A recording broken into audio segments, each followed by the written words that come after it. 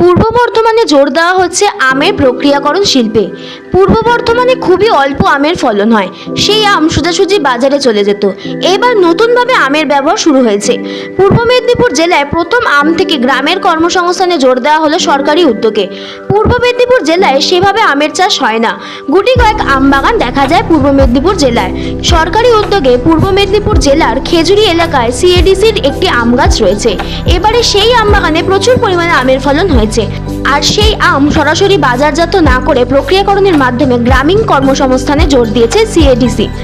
বাজারে নিজেদের বাগানের আম সরাসরি বিক্রি না করে সেই আম থেকে বানানো হচ্ছে মোরব্বা, জেলি, ম্যাঙ্গো পিকেল সহ নানান ধরনের জিনিস।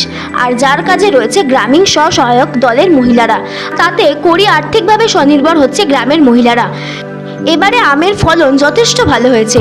প্রাথমিক পর্যায়ে সেই আম বাগানে প্রায় 2 কুইন্টাল আম নিয়ে আসে আম থেকে ম্যাঙ্গো পিকেল, মোরব্বা, জেলি সহ নানা ধরনের খাদ্যবস্তু তৈরি করে বাজারজাত করা হয়েছে।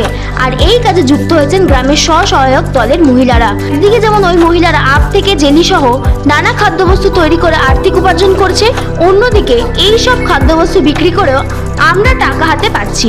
ফলে গ্রামের মহিলারা যেমন কাজ পাচ্ছে, তেমনি সিএডিসি নিজস্ব প্রোডাক্ট বিক্রিও করতে পারছে। Shashwati Chatterjee report, target news.